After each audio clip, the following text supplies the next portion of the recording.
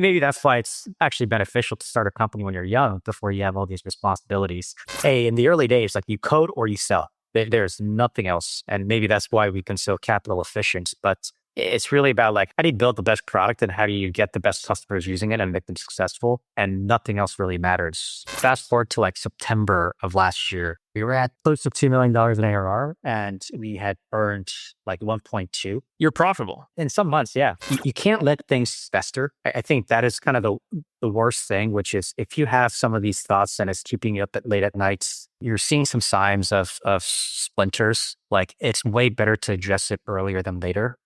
Because as I mentioned, it's 10 times harder to do it as you're scaling, right? So things are working, it's hard to kind of figure out why. That's product market fit. Product market fit. Product market fit. I call it the product market fit question. Product market fit. Product market fit. Product market fit. Product market fit. I mean, the name of the show is Product Market Fit. Do you think the product market fit show has product market fit? Because if you do, then there's something you just have to do. You have to take out your phone. You have to leave the show 5 stars. It lets us reach more founders and it lets us get better guests. Thank you. Well, Jon, dude, welcome to the show. Thanks for having me, Pablo. Great to be on. Dude, so you've been on a bit of a tear. I mean, you raised a $50 million Series A. You're just telling me you went from 5 to 40 people in a year, which is all sorts of things, depending on the way you look at it, but definitely like a wild time. And you went through a founder breakup through that. Like you've been through quite a bit already with Suger, but maybe like let's start like earlier on because this isn't the first kind of startup that you've started. Tell me a bit about kind of the first few ones, and then we'll jump to this one. But I think there'll be some helpful context. I've known since I was 16 that I've wanted to start, businesses. And in high school, that was when I was really big on like chemical engineering, like kind of the R&D side of the business. And so I made the mistake of what everyone tells me not to do, which is start with a solution and work backwards to the problem. This is when you're 16 that you're having these thoughts? Yeah. It's I think I'm still trading Pokemon cards at 16, man. I also wanted to be a founder early on, but like literally, I'm thinking at 16, our idea was like, yo, let's open up like a clothing store. Do you know what I mean? Like these were kind of our simple brains. Like, you ever actually, you start talking to customers, like do you build something or how far do you take that first venture? No, it surely was from a R&D perspective. So it's not like we had, kind of this, the Silicon Valley SaaS sense. This, you find design partners, maybe even do Figma prototypes, for example, and get it in front of them to figure out if that's what you need. We truly started with the technology first, assuming that people really wanted this. And of course, there's no like outside pressure, especially at that age, to like make money for your family or all these things. And so maybe that's why it's actually beneficial to start a company when you're young before you have all these responsibilities. Learn so much. I mean, I spent so much time in labs through this venture, but also before. I think it was fun at that time, but looking back, I didn't truly enjoy it. Like writing, papers on it, filing the pen, like that's just crappy work to do. I'll tell you, it taught me that I did not want to be in a lab, and I cared a lot more about the business side of things than I did about the science side. And I just wanted to really work with customers, and that part motivated me a lot more than like spending all my time in a lab, with test tubes and things like that. What was the second startup? It was there's actually a company, like it was passed down a little bit. So I bought a small equity stake and we were able to grow it. So it's called Glock Sportswear. We basically had there's a custom apparel company. So we had relationships with wholesale suppliers of apparel goods. So think like a bunch of places that might sell like Fruit of the Loom t-shirts, right? Blank ones for like $1 or $2 per unit. And we had negotiated, relationships with like local, custom embroiderers or things of that nature, printers, for example. And we would apply a margin on that. And you're doing this through what, like through college? Yeah, through college.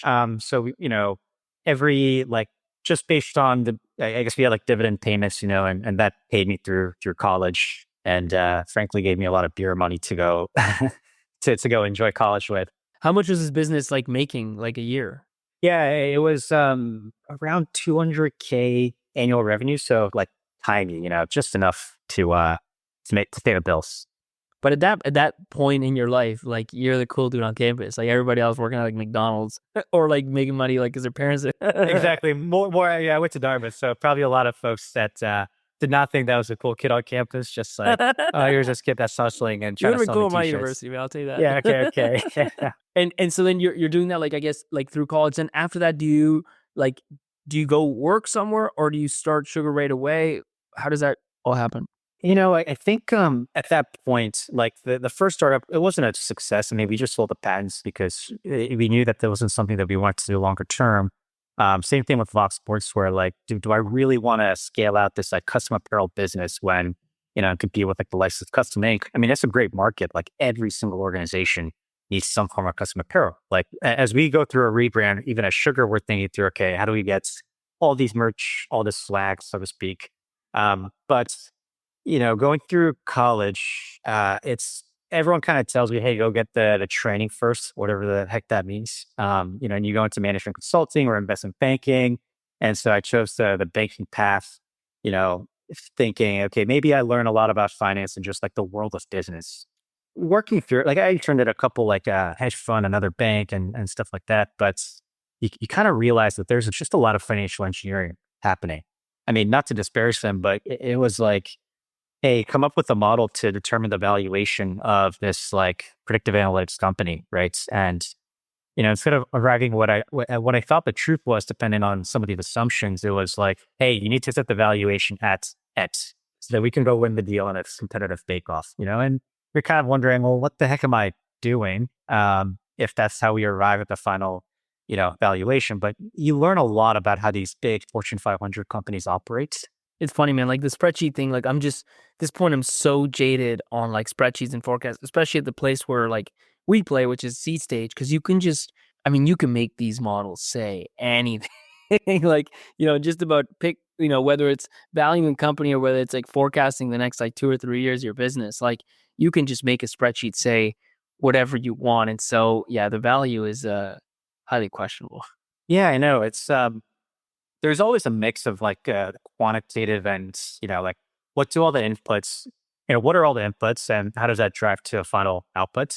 And then, if there's conversion rates, for example, from the sales funnel, how do you arrive at a best estimate? Because you certainly don't want to be off, but then you always have to overlay it with the qualitative side of, okay, what's the field, the field sales team say? And so it's more art than science, especially at our stage when it's not like we have millions of rows of data. I guess it depends on what type of data set you're working with, but there's a lot of judgment calls, there's a lot of intuition, and maybe that's what investment banking was like in some regards at the higher stage. Just when you're Excel monkey, right? It's about the inputs and outputs and nothing more. So did you quit this job to start Sugar? No, so after that, I actually wanted to get a little bit of the kind of VC-backed early stage startup experience.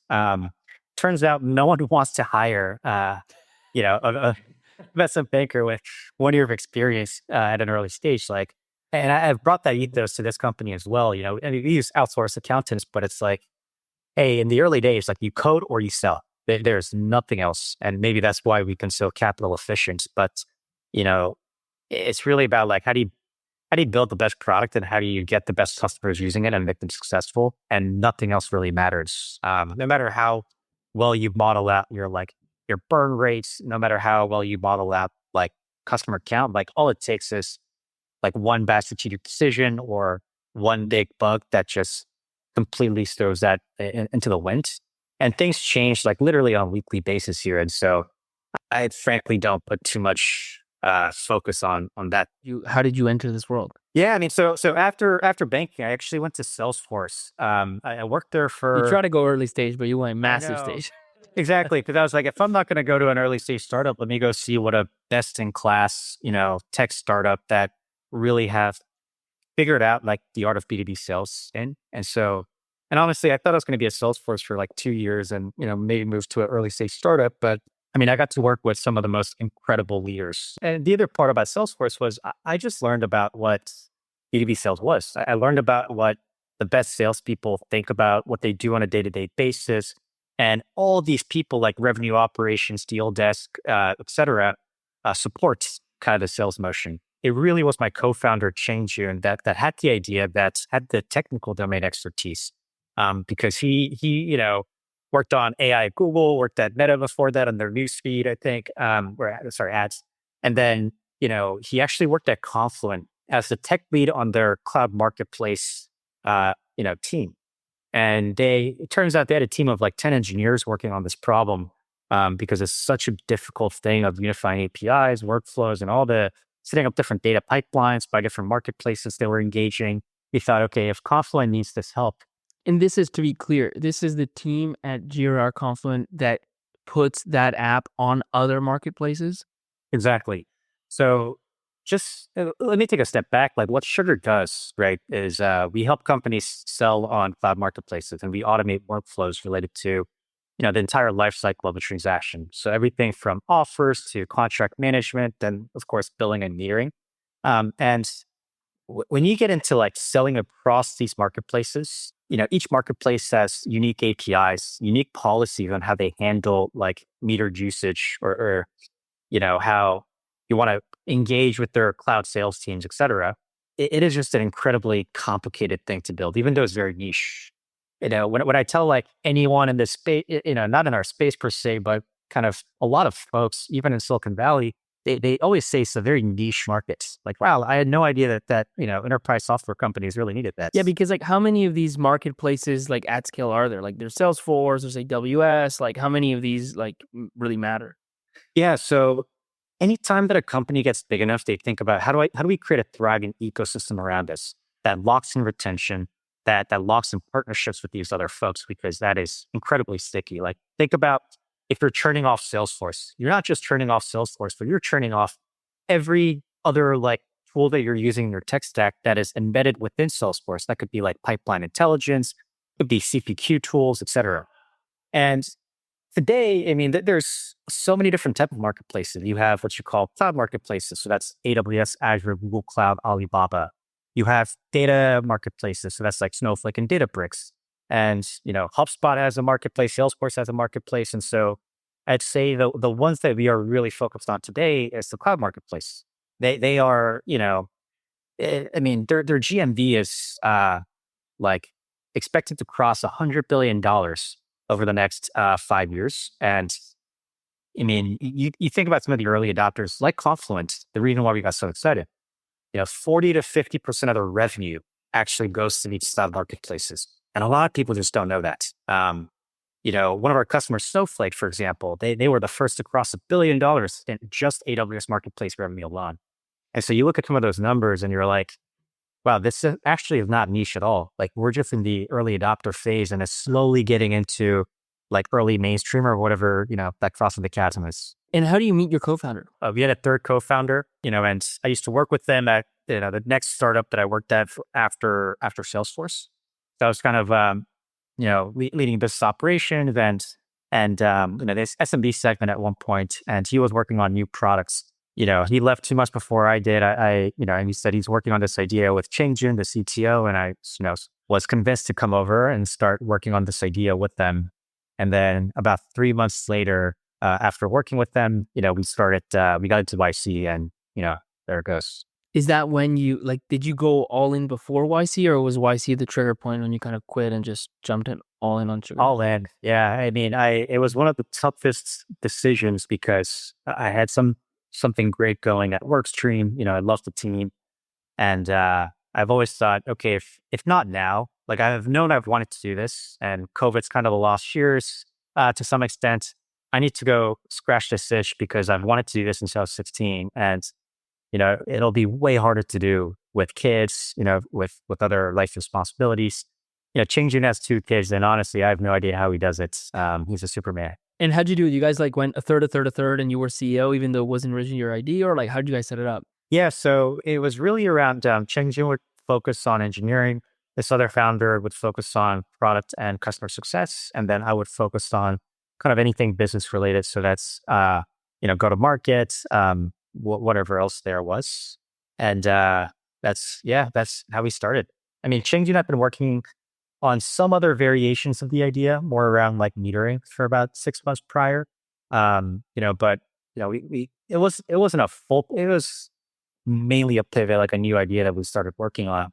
And even in the first couple months, or probably in the first month or two of YC, and of course 3 months before that, we were exploring a bunch of ideas, whether it's sales commissions, whether it's some sort of SDR play, But ultimately, we thought marketplace is where we have the most like founder market fit. And we see that it is a space that we can truly disrupt. And also, you work across the entire life cycle of a transaction. And so this was a great wedge market for us to start with and then expand from there on. What was like your original pitch to YC? Like, what do you think YC saw? I mean, I think you got to ask them, honestly, but they really invest in the team at the end of the day. So the funny thing is when we actually applied for YC, it wasn't even around marketplaces. It was around usage tutoring. And so lo and behold, like we show up to the interview and it's a 10-minute, like high pressure interview. And the first thing they say, and they have like the application packet ahead of us. And the first thing we say in the interview is just, hey, we're actually pitching a different idea than what we had applied with. I hope that's okay. And, they don't really care. At the end of the day, it's about, do we believe that this is the right founding team? Do we believe that, they're going to make it work regardless of what idea they're working on, and be able to kind of find that product market fit. So, But you pitched them at that point, you had pivoted already to this marketplace idea. exactly. And what was the YC experience like? I mean, so many people obviously want to get into YC. Like, give me a sense of what it's really like to kind of go through that, how helpful it is. What are the sort of things that happen? Totally. So we joined for two purposes. One was, of course, the brand recognition that goes really far away. Actually, it's three reasons. The second was, hey, we're first-time founders. There's probably a ton of things that we don't know. And so having this like trusted advisor who can help us like navigate all those, potholes, let's do that. And then the third part was, it could be a tremendous distribution channel. Like you hear all the time about these YC founders like buying and selling from one another. Now, out of the three, the first two are correct. Great brand recognition. We got great advice from our group partners. Distribution, not at all.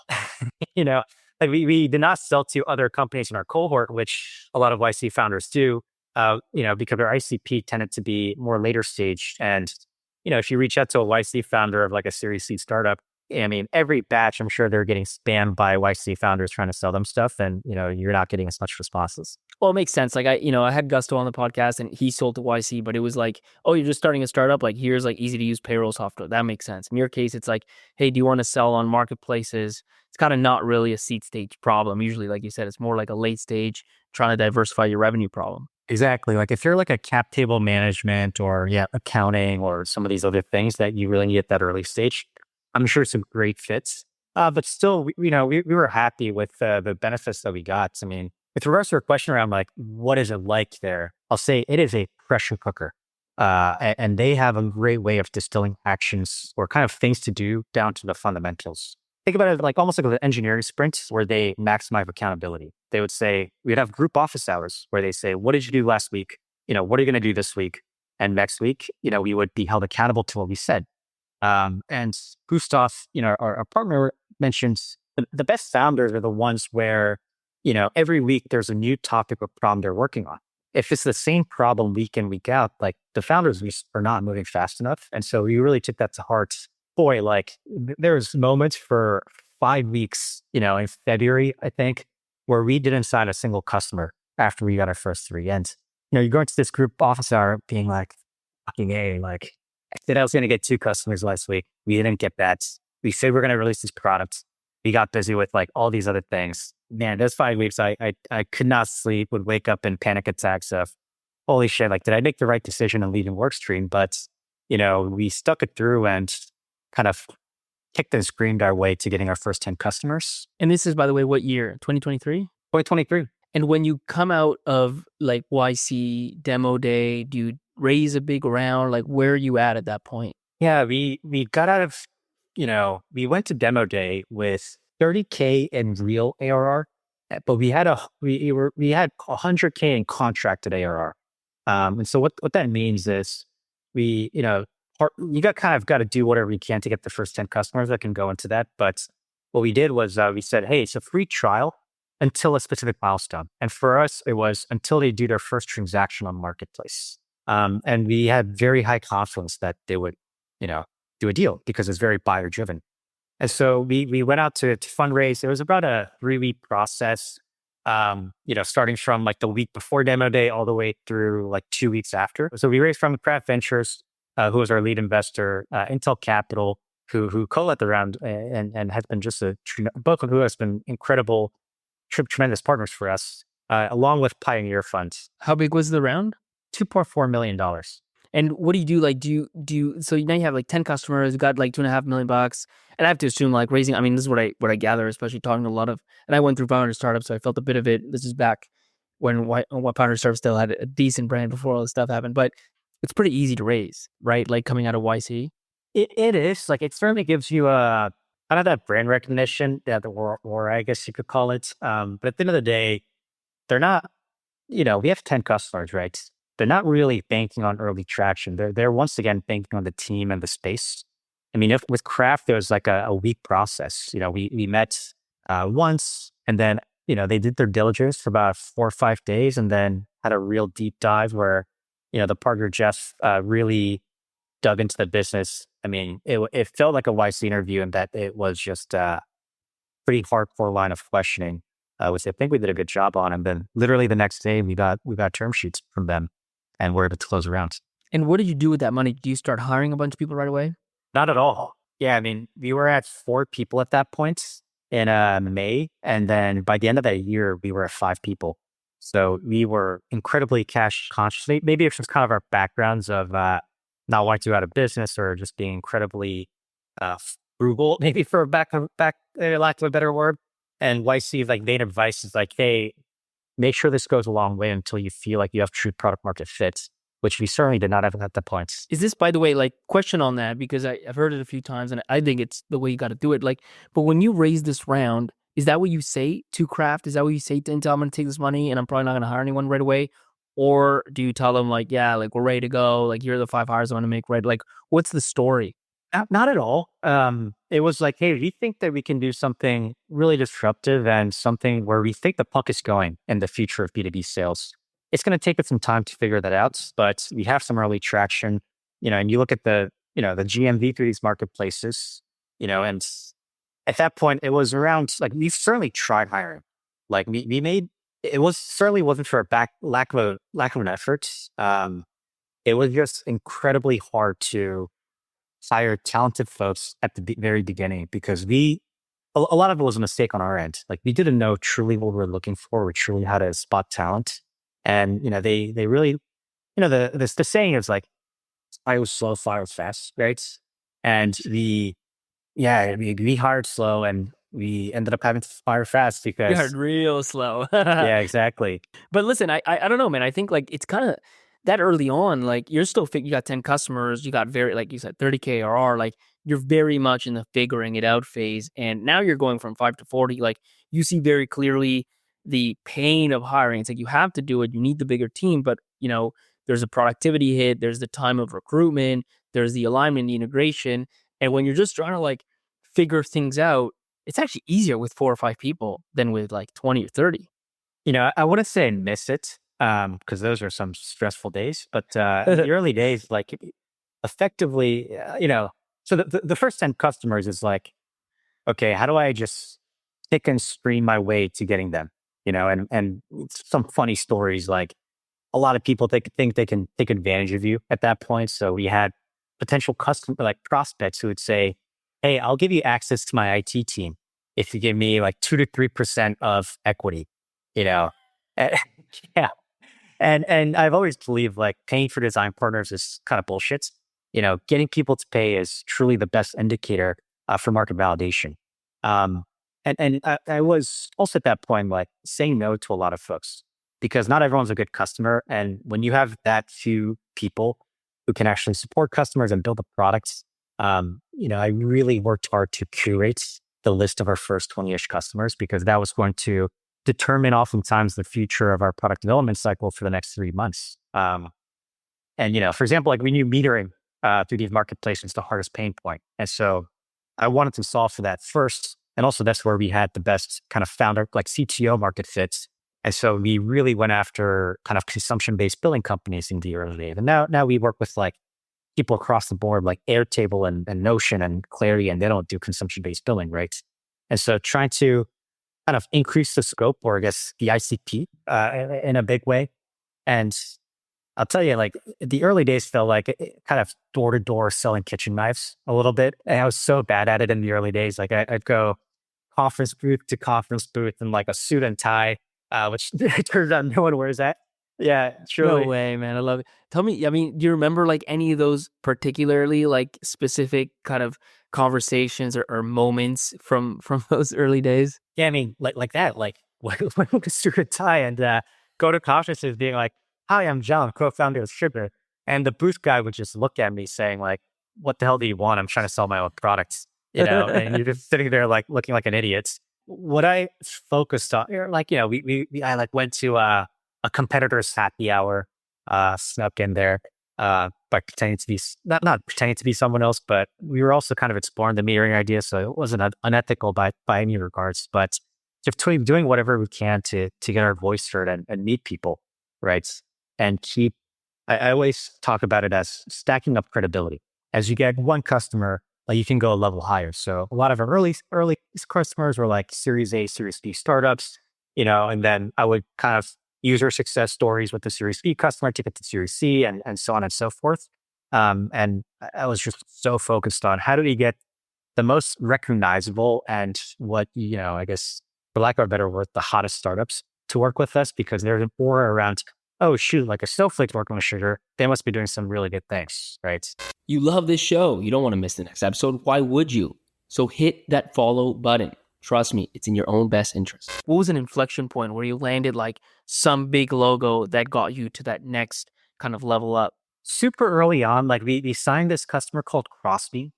They are kind of the partnership tool. And we in the early days would sell to head of partnerships, head of alliances. That's shifted a little bit to CRO kind of persona, but you know, signing that customer that every one of our bios knows gave us a massive, kind of gravity, so to speak, of, oh crap, Crossbeam's using them. Maybe I should take a look at them, right? And then I remember we signed like, kind of a two Series C startups, Red Panda, that's really big in the, kind of DB, I guess you call it infra space. And they do a lot of metered billing. And then we signed Teleport, that's a Series C startup in the cybersecurity space. And so that kind of gave us the ammo to really go deep into those kind of sectors and, mention, hey, we make them successful doing X, Y, Z. The big like win for us, I gotta say, was winning FiveTran. That happened at the end of 2023. And that kind of gave us the power of, hey, if we can support a customer that's doing tens of millions of dollars through marketplace that, I think they were, they last reported like $300 million in ARR, and that's public news. That gave us so much like kind of brand, I guess, to be able to kind of get a lot of other customers in that, late stage startup / mid-market, like early end of enterprise. And so a lot of these marquee customers, yeah. And can you go a bit deeper on like take that marquee customer, like what was the exact pain point that you saw for them that got them over the line? Yeah, it was really around workflows. So, the way that our space is broken up is if you're early stage, you think about how do I get listed on marketplace? How do I get started and do my first couple transactions? When you get to the FiveTran and Snowflake range, it's about how do I automate workflows? Because it's such a kind of siloed like channel. Salesforce, for example, doesn't have a way to send offers to a marketplace. Their billing solution, like Stripe or NetSuite, doesn't have a way to recognize revenue through these marketplaces, and so they have to set up these like kind of product teams, like the way that Confluent did with all those engineers, or they have to get all these like offshore deal desk ops people that manage the inflows and outflows of leads and money and whatnot. And so for us, it was around how do we automate all the work that they're doing manually so that it can be managed out of a central team with like minimal, kind of work. And that really resonated well with some of these larger scale customers. The other big focus we did, and that came from Cheng Jun's, understanding of the space was we really focused on building a unified API, like unified APIs for everything. And it was a very API first platform. And in the early days, we actually thought, oh, like all these companies will build on top of our APIs, right? But it turns out that is not the case at all. They like the unified APIs because it does allow them to customize all these things. But when you're selling to business users like, salespeople or partnership people, they don't have engineering or IT resources, right? So they wanted us to do it for them, which is why we really built the workflow builder that allows to trigger a series of actions upon any events that come into your marketplace, like an offer being accepted or, just like a entitlement getting canceled. So it's fundamentally, it's a way to kind of perfectly track the end-to-end sale all the way from, let's say, selling on AWS Marketplace till, you see it where you need to see it, and you can kind of do whatever you like. Basically, whatever you would do direct, you get to do through these marketplaces as a result of your product. Exactly. And so by the end of that year, you have 5 people. What's like ARR at? We were at 500K ARR. So yeah, for a little bit of a kind of an understanding, I forget the burn rate at that point, but fast forward to like September of last year, we were at close to $2 million in ARR, and we had earned like 1.2. You're profitable. I think that we were in some months, yeah, for sure. It's funny because we just had a ton of dark circles under our eyes, like in those early days. I don't know how our engineering team was able to build all that we did. Yeah, walk me through the workload and kind of the setup, right? Especially when you're 5 people going on 10. Like, is everybody in office? Like, how much time are you putting into this? Man, we were at a WeWork initially, and we're very opinionated people, and so we'd have like screaming matches on the shared desk area of WeWork, and so we thought, okay, we got to go get an office. That office was, it could barely fit 5 people, stunk to high hell, and the way that it would go is like I would go is me, kind of handling everything on go to market and onboarding and a bit of support. And changing the CTO and 3 engineers. And the way to go is just I'd be out on the road, like conferences, hopping on Zoom calls, trying to kick and scream. I did a lot of partnerships because we partner with AWS, for example. We get customers, I would onboard them. If there's like a technical part of it, changing would get involved, and then support was like all hands on deck. And it was very iterative in the sense like we would have a demo with a company that is probably, kind of the next tier up, right, in terms of size. First demo, I understand the requirements, and then I'll just run to the engineering team or, turn my chair to the engineering team and say, hey, we got 1 week till the next demo. We got to have X, Y, Z. It does not need to be functional, but it needs to be demoable. And we would just repeat after every call. How important are those forcing functions early on? So important. It is, there's nothing like something that lights a fire under your butt. Nothing will light a fire under your ass than saying, hey, if we go build these features, we can go land this marquee customer. And that's not just lighting a fire on my ass. That is truly like our engineering team is amazing in that they're customer centric. Like they care about sales. They care about what our customers need. Well, that's the thing. Like, why do people work at early stage startups? I think because any like A-level engineer could work at Google, could work at name your favorite company, you make way more money, work a lot less, hard. But it's the impact, and so like that's the forcing function. It's not deceptive. Like at the end of the day, it's actually so tied to that's why you're here. It's like, hey, if you do this, this will happen. Like if you're at a big company and you do this, nothing's gonna happen. You don't show up for 2 weeks. Like frankly, nothing's gonna happen in most big companies and most projects.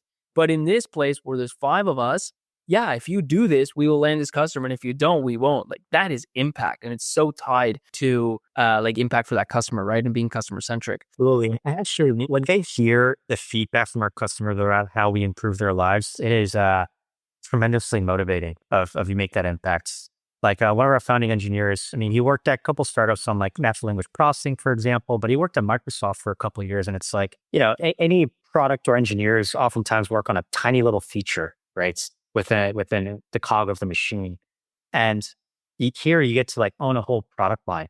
And we've always indexed on kind of functionality and stability in the early days than like designable widgets. We just wanted to make sure that people could do their jobs. Even until still now, but like halfway through last year, one of the customers we signed, Clary, they said, wow, this is super powerful. The UI looks like it was built in someone's garage.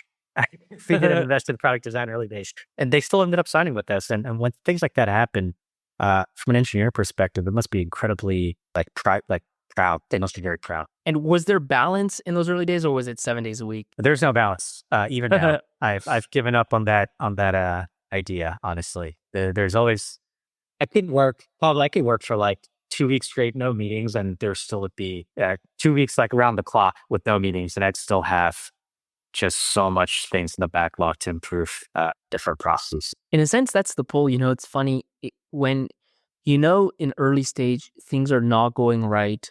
If you are in control, like you really in the early stages should feel like you are kind of drowning, and that's when things are paradoxically going right, because you should have so many things that must be done as a fallout of fulfilling a real need.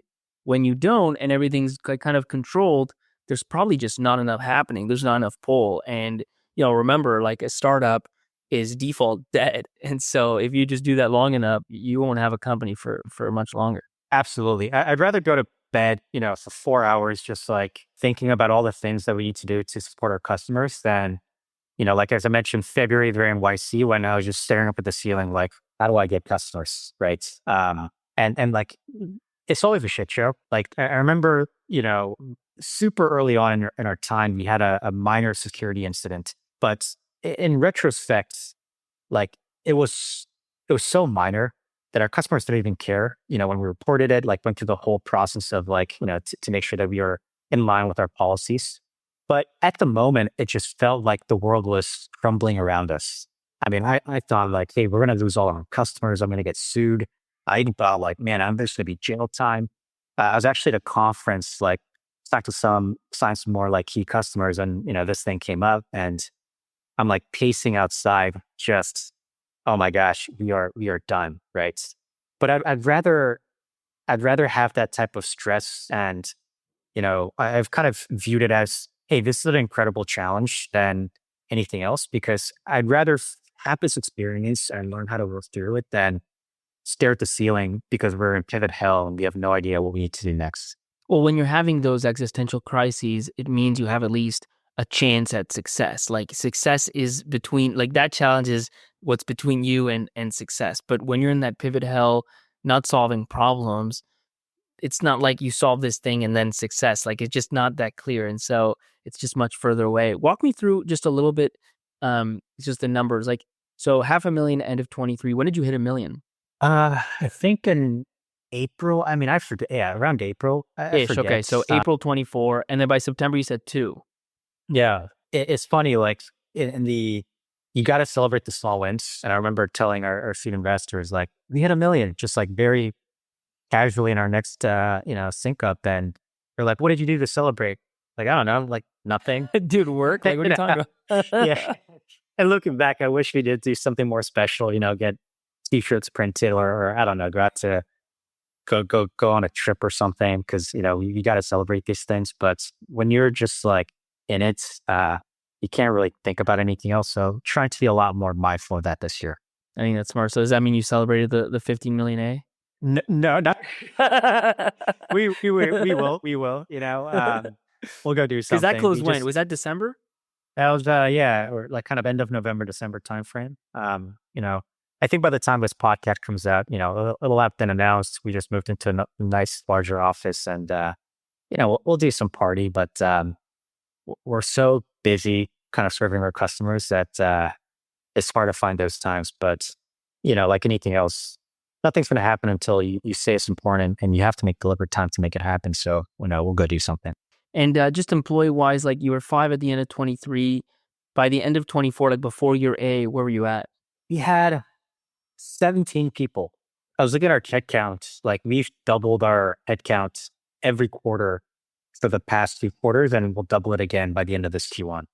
So, a lot of people talk about, well, AI is making it possible for one-person startups to build $1 billion like company.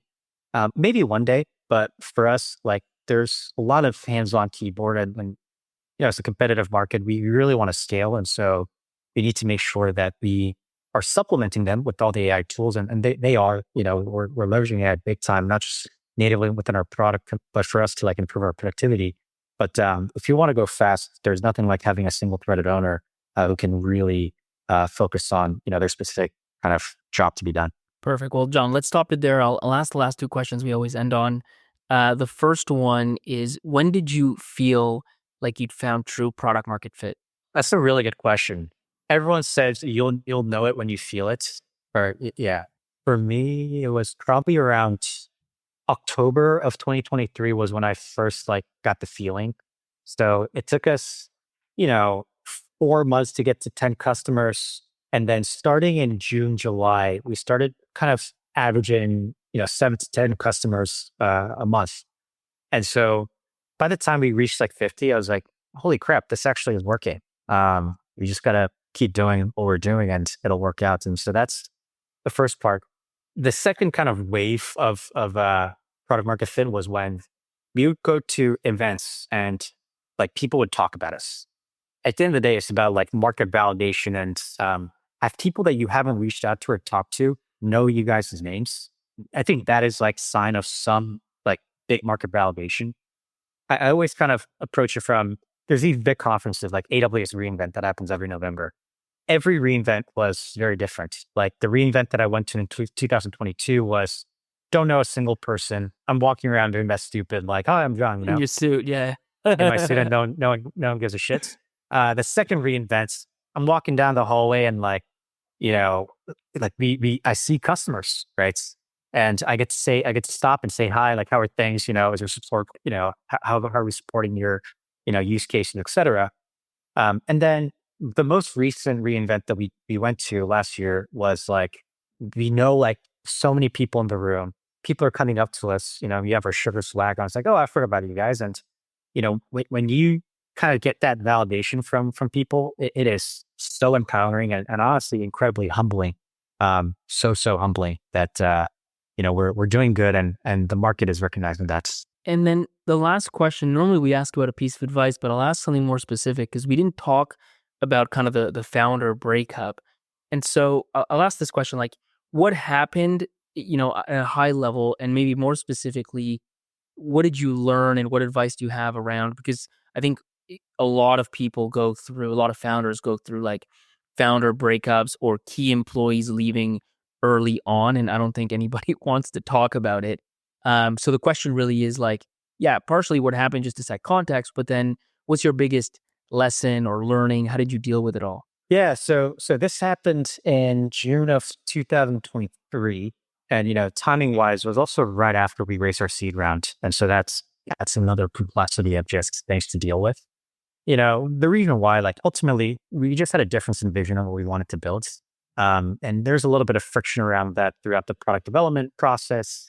And I gotta say, it is emotionally draining because, I knew the third co-founder personally. He was the one who said, hey, let's work on this idea together. You're looking at the barrel of the gun of hey, is this what's best for the company? Because ultimately you got to set egos aside, personal feelings aside, and do what's best. We just raised the seed round. So honestly, telling the investors was kind of the first hard part. They were like, what the heck? That was a month ago. Were these feelings, do you guys know these feelings? When you raised the round, and they're asking all these probing questions, but ultimately, they are supportive, right? And part of it is I got a really good feedback from someone that was whenever you talk to the board or your investors, you're not asking for approval, you're asking for alignment. And so we were able to explain very specifically why we thought this was the right decision. Now, that said, there's all these legal things that we have no idea. It feels like the world is crumbling, and it is very natural to feel a level of guilt and all these things. Besides telling the investors, the hardest part is having a very honest conversation with that founder of, hey, is this working? And honestly, that this whole release, might have even been 10x smarter if you had a bunch of employees of explaining, hey, the company is not going under, or, you want to present a unified voice. And I guess thankfully at that point, it was just still 4 people. And, that made it a little bit easier. To its credit, I got to say, the first thing that he and I aligned on is, hey, the value is small. So let's keep this amicable and know that this is not personal, it's a business decision. And, the first thing that he did when he saw me afterwards is just give me a big hug and say it was okay, because I was incredibly distraught. And I to be completely vulnerable, like felt a tremendous amount of guilt. But once again, this is the job that we sign up for. We have to do it. And, he's a tremendous individual and I wish him all the best. And what I learned from that is just, you can't let things fester. I think that is kind of the worst thing, which is if you have some of these thoughts and it's keeping you up late at nights, or you're seeing some signs of splinters, like it's way better to address it earlier than later. Because as I mentioned, it's 10 times harder to do it as you're scaling, right? So things are working, it's hard to kind of figure out why. The second piece is you just have to do it with empathy and transparency. I think it's never good when it is just, hey, we're doing this, and then just tossed into the curb because of these differences in opinions. I think it is worthwhile to have that conversation and not just say, here's the result, but actually explain why and try to come to a common understanding, because the value is small. It really is. And you kind of want to just do right by people who did put in their time and energy, even if it didn't work out. Perfect. Well, Jon, thanks so much for being open with us and sharing your story and sharing, the hard parts of it, which is the pieces that everybody wants to kind of know about and figure out how to get through, and the parts that people are sometimes hesitant to kind of dive into. It's been great having you on the show, man. Thanks so much for having me. I had a great time, Pablo. So guess what? I met this founder who listened to every single episode of the Product Market Fit Show. He just called me and he sold his company for over $1 billion. That's right. If you listen to every episode of the Product Market Fit Show, that's what's going to happen. I can't say it's guaranteed, but it's what I've seen. It's what I've seen in the past, but you won't know for sure unless you try it out for yourself. So go back, because there's over 100 episodes of the Product Market Fit Show and you haven't listened to most of them. Check them out.